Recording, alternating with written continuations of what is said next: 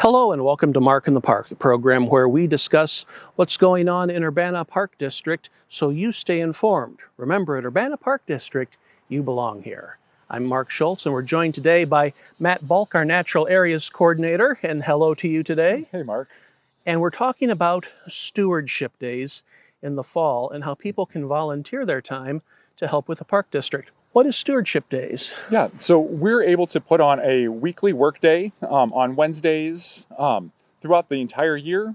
We're able to either do seed collection, pulling out bad plants, cutting down bad trees, or whatever else we kind of come up with in the natural areas.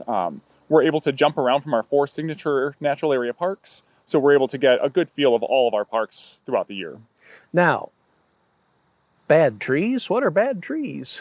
So one of our kind of biggest problems is bush honeysuckle.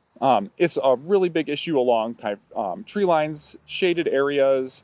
Busey Woods is one area where we have a lot of honeysuckle where we remove. So that's one of our biggest kind of impact species that you'll be able to remove, and we use those seeds we collect to bring the new native plants back in. So the honeysuckle actually is invasive and chokes out the other plants. Correct. So It's Okay. one of the first things to leaf out in the spring and the last things to lose its leaves in the fall.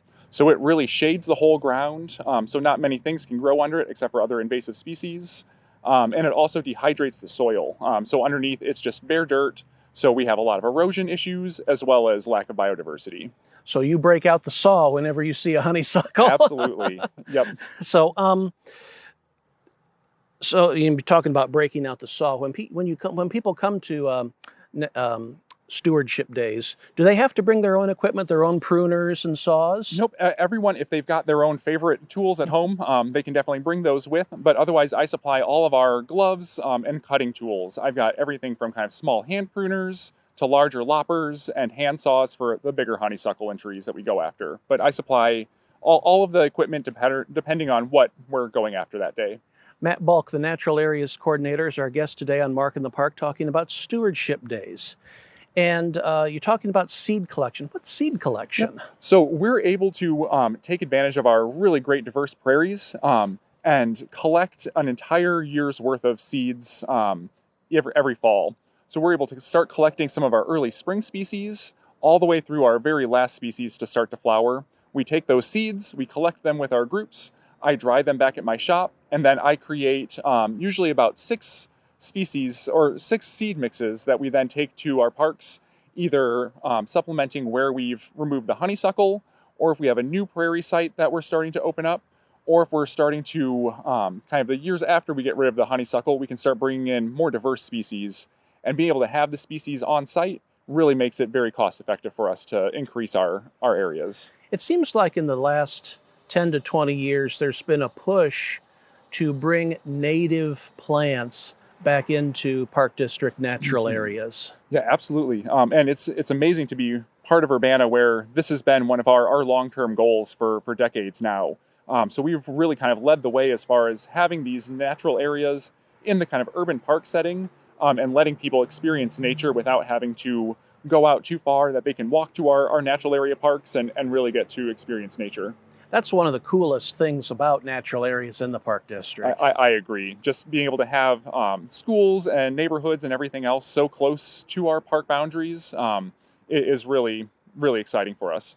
Now, if somebody was thinking about, I'd like to put some natural plantings in my garden or in my backyard, what are some natural or native plants that are native to Illinois? Yeah, so we have got a lot of really great resources as far as species that go well in shade or sun or wet areas. I know the U of I Extension has some really great planting material.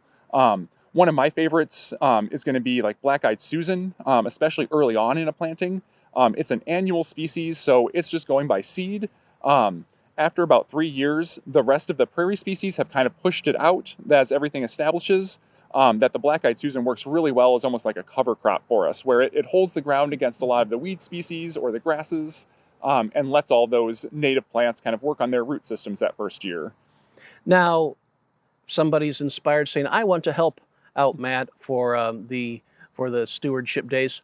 When are Stewardship Days and how Do they get in touch with you saying, hey, where and how and when do I show up? Yeah. So currently we're in our summer schedule with the hot weather. We're trying to get out kind of as early as we can. So we're doing about 9 o'clock to 11 o'clock every Wednesday. I've got an email list that if you are interested, I can add you to that either by emailing me at mjbalk, B-A-L-K, at urbanaparks.org, or contacting Anita Purvis Nature Center. They can put you in contact with me and I'll have you on the list. And again, it changes kind of week to week. I know this week we'll be out collecting seeds, but next week we might be out cutting down some honeysuckle. It all really depends on what nature's giving us that week.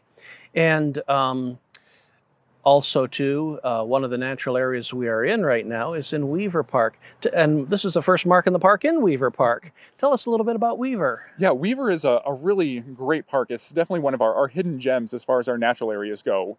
So we currently have it as a primitive trailhead for the Kickapoo Rail Trail. So on Main Street, we have an existing parking lot that you can come and park that connects into our loop system of trails that is probably about 1.5 miles long. It'll take you through some gigantic oak trees that are over 200 years old and kind of predate Urbana.